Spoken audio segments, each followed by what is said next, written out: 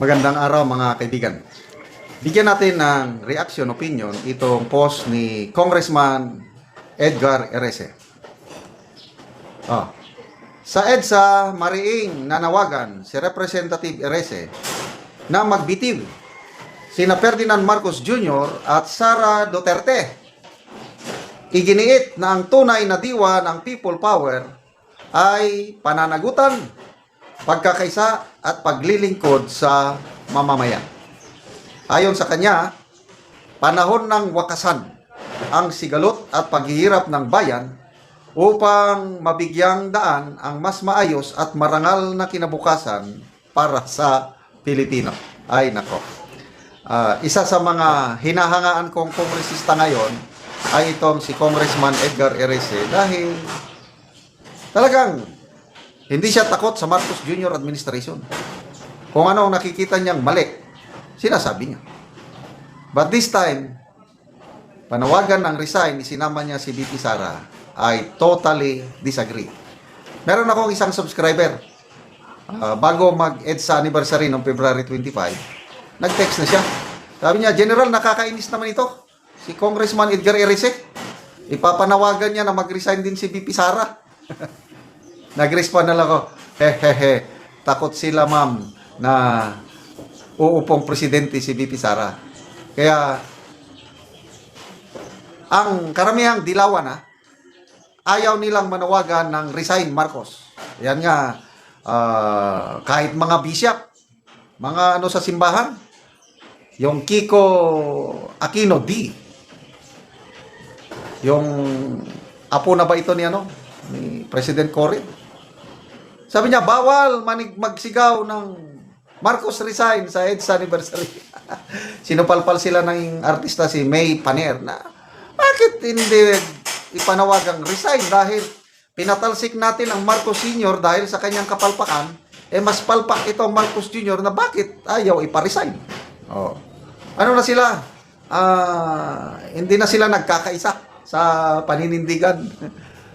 So para patas siguro, paresignin si PBBM, isama na rin lang daw si VP Sara. Will it solve the problem? Hindi. Matutuwa yan si Senator Soto.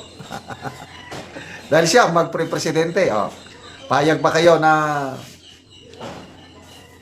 maging presidente si Itbulaga? Ay, lalo tayong naloko. So, ito, tingnan natin yung mga reaksyon ng taong bayan. 10,000 people nag-react. 8,900 ang tumatawa, 127 ang galit.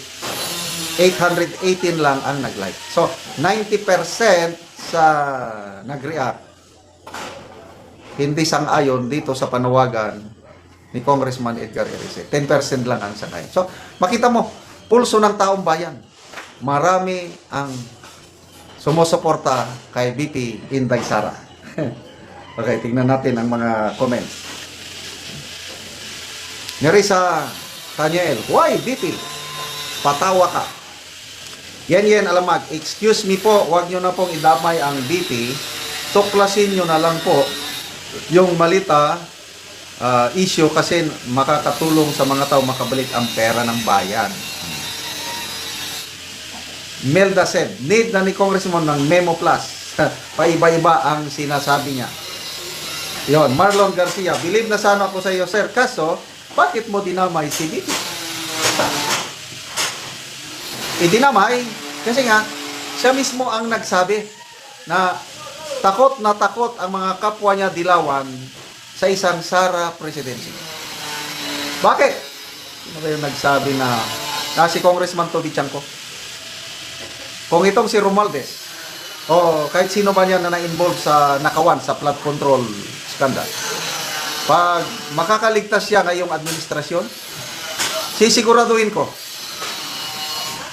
hindi siya makakalaya sa susunod na administrasyon pag manalo si VP Sara. Wow! Agree ako noon. At yan na rin ang nabanggit ni VP Sara na may nire-recruit siya na Vice President. At kung manalo sila sa 2028, yung Vice President na yan, ang gagawin niya is pananagutin ang mga kawatan sa gobyerno. Alam mo na, maraming natuwa. Marami ang boboto kay VP Sara nang dahil sa kanyang payag. Balik tayo sa ano ko lang sa ICC.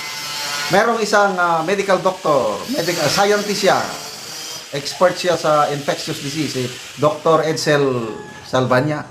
Sabi nila, maraming Pilipino, kahit hindi DDS, ordinary Pilipino, na walang political affiliation, ayaw nila sa isang Pilipino na dadalhin sa The Hague para i-trial doon. Ayaw ng mga maraming Pilipino dyan.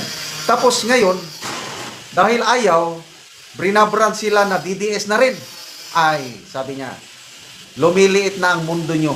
Yung kami na mga neutral lang, ayaw naming may Pilipino na dadalhin sa ICC. Lumiliit na ang mundo nyo. Maraming mga non-DDS nagiging supportive na rin sa mga Duterte kasi ayaw nila na may Pilipinong malitis sa foreign court dahil gumagana na pa naman ang hustisya sa ating bansa. So, konting tiis na lang. Pabayaan nyo na lang si Congressman Edgar Erece. Total, hindi naman magre-resign ang Pangulo. Ay, sus, kapit to ko yan. Magtiis na lang tayo hanggang 2028. Of course, ang ating VP hindi rin magre-resign. So, labanan na lang sa 2028.